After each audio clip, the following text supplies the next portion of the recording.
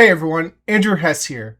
In the new Copilot Studio experience, the one thing that I really like to learn right now, as things are changing, are skills.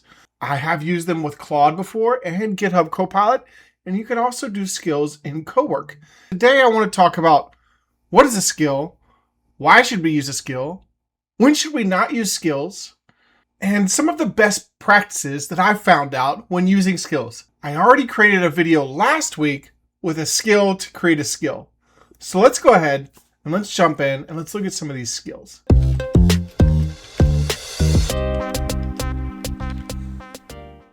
All right, so in Copilot Studio, there are three main places we can really configure. One, the instructions. And what's nice is Microsoft gives us some ideas about what instructions should be, tells your agent how to behave, the role, the goal, the tone and style. Now, skills, they define structured behavior, usually for repeatable patterns, and you should be able to call upon them through the description to help your agent reach its goal. And then finally, the other part that I want to note is in tools, we actually have workflows, and you can create custom workflows. Use workflows when you're at risk of an agent or AI going off its path and you need a deterministic answer. When you need a certain condition, when it's met to go off a certain branch and you receive an exact answer, that's when you would use a workflow. Or also, I put this together, instructions are used for orchestration, tool choice, input filling, response generation, tone, and default policy. Skills are packaged capabilities, and we'll get into that more about how you can package up skills so it's more than just one markdown file. You have examples, you can have scripts and templates, all in this skill for expertise. Finally, use workflows when you need the use for multi-step execution without retries, right? When ordering and approvals are necessary, that's when you would use a workflow. And just a simple answer here, I like how it states it here. Instructions shape how an agent thinks and responds. Skills package reusable expertise, and workflows are for deterministic responses. At this point in time, skills are written in Markdown. There are 4 different ways that I know to be able to view a skill. One is in Notepad like this. So in Notepad, you can view a skill, you can open it up. It's a very simple way to look at Markdown files. Another option is to view it in Visual Studio Code. What I like about Visual Studio Code is you get the syntax highlighting. As you can see, the name and description in green, and then some of the other text in light blue, and you have your grays. And another option is just to view it directly right here in Copilot Studio. You can see the name, description, and a nice formatting of your skill. And then finally, there are other third-party tools. I believe one is called like Obsidian. This was recommended to me by a teammate. And then of course, you have things like Cursor that also can help you view your skills. So let's take a deeper dive of the skill here that I have attached to this agent. Now, some things you want to think about when naming your skills is, first off, you want it to be able to be readable by a human, but you also want it to be readable by an agent or your AI.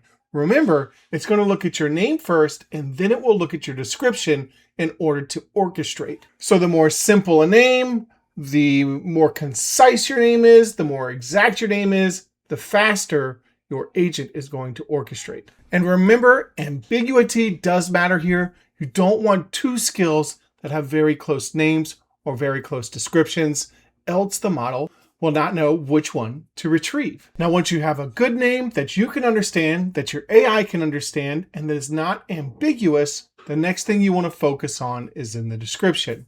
In the description, there are 2 key points that you need to make in your description.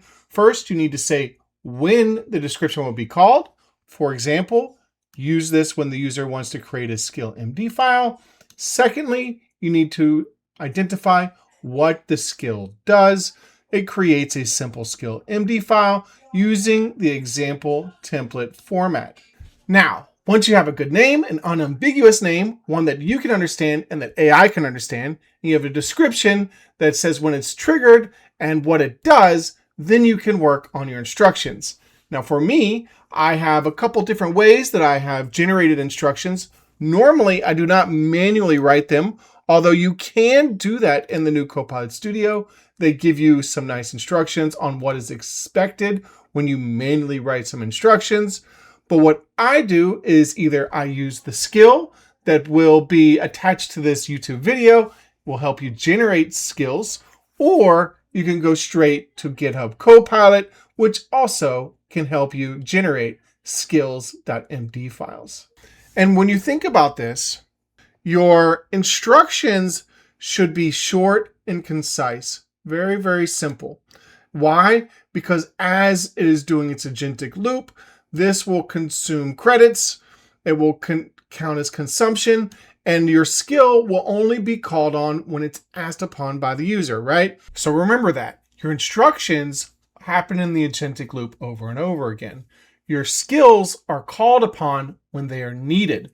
So if you want to lower the amount of consumption that your agent consumes, keep your repeatable tasks inside skills so they are only consumed when they are needed.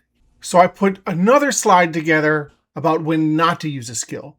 Don't use a skill when it's too narrow for reuse, when it's just tone or personality, right? That is for your instructions. But if you want specific UI UX, that might be a good use case for a skill. When it should be a workflow decision, or there's no clear activation moment. If there's no trigger, then maybe it shouldn't be a skill. And another thing I want to point out is the need is temporary. If it's just a one-time use, maybe it should not be a skill and it should go in your instructions. Now, if you were just working in the new Copilot Studio experience here, you might assume that skills are just markdown files. But actually, that's not true. If you remember at the beginning of the video, we said that skills are actually packaged files that can include other markdown files. They can include scripts or examples. So actually, you can upload multiple packaged files as skills that call upon other markdown files attached or connected to your skill. So let me just show you this very simple Python hello world.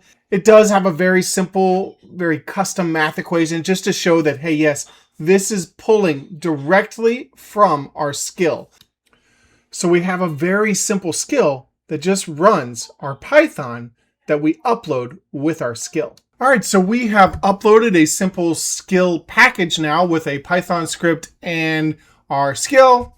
Just run the hello world Python skill.